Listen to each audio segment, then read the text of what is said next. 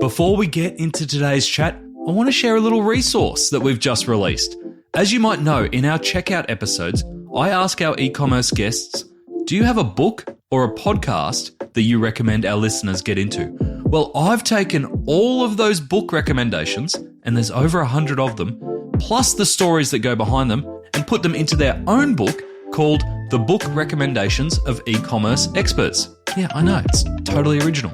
You will never, ever run out of reading ideas again. You can download that one now for free over on add-to-cart.com.au. Welcome to The Checkout. We catch up with previous Add to Cart guests and ask them 5 quick questions to get to know them better and leave you with a little extra inspiration to get through your Friday. Here's your host, Bushy. Today's checkout features Joel Azzopardi, co-founder and CEO of Freddy. Freddy make jeans that prioritise comfort and fit and look amazing on everybody thanks to their unique fabric technology. Joel acquired the distribution rights to the Italian clothing brand and built Freddy from there, developing a cult following in Australia and New Zealand and now expanding into the US and the UK. Joel, welcome to the checkout. We've learnt a lot about what you're building with Freddy here in Australia and New Zealand, but also in the UK and the US. Really exciting journey, and especially as you move into physical retail internationally. We're here to learn a little bit more about you. 5 quick questions. Number 1, what's the weirdest thing that you've ever bought online? I got into brewing my own kombucha during COVID.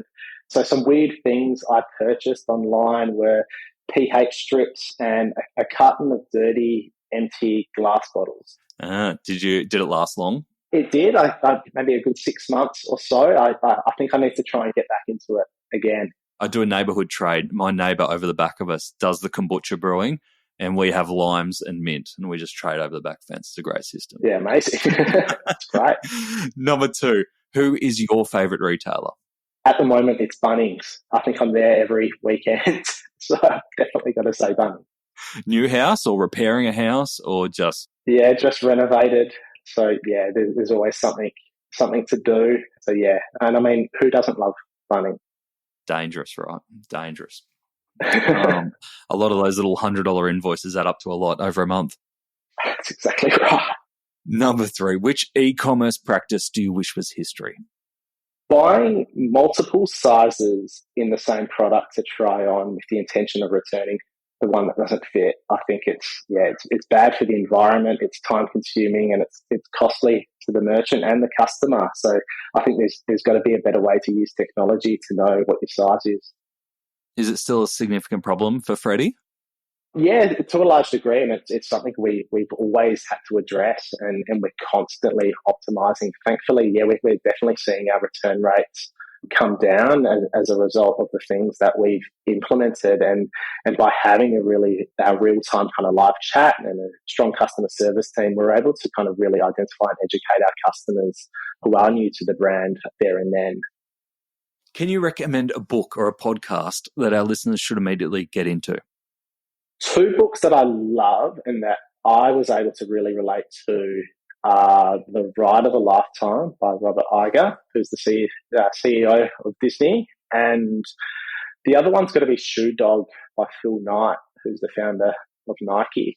I think, I've just really resonated with both of their stories, and they're really great reads with some really amazing tips in there. Amazing. I think we've just hit a trifecta of Shoe Dog recommendations, and I'm not sure if it's the movie Air that's triggering everyone. Great book. I think it's our most recommended book by far, but our last 3 guests have all recommended Shoe Dog. So if you haven't read it, get into it. Tell us about The Ride of a Lifetime. What did you get out of that? For me, regardless of how big or small a company is, you're faced with very similar issues and challenges. And I think that was the real kind of key to me.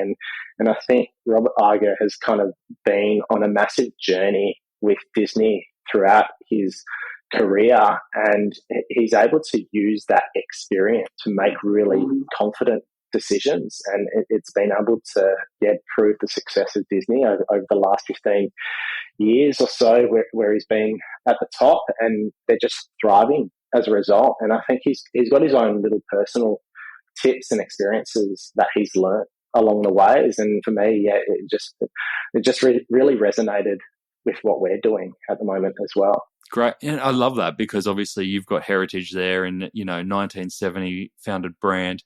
It just goes to show that just because you're an established and large organization, there's no excuse not to be innovative and move forward.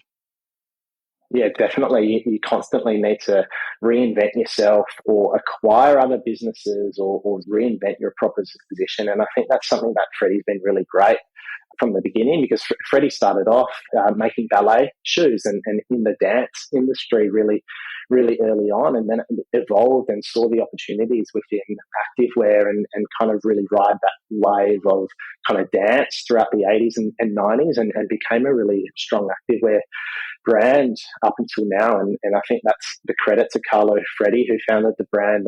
He's the genius that is constantly kind of reinventing the brand and keeping it relevant for today's consumer. Beautiful. Have you met Carlo? Yeah. A number of times I'll be seeing him in a couple of weeks' time. How good to have that link to the past. Fantastic. All right, number 5, finish this sentence. The future of retail is? Being disruptive. And what's your version of disruptive?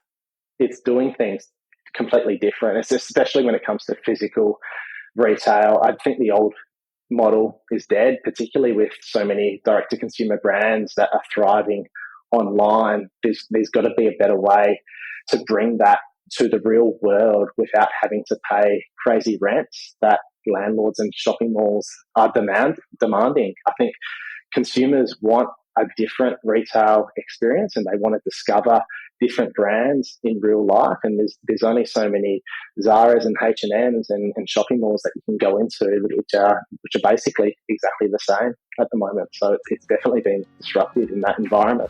Love it. Disruptive it is. Joel, thank you so much for joining us on The Checkout. Thanks for having me.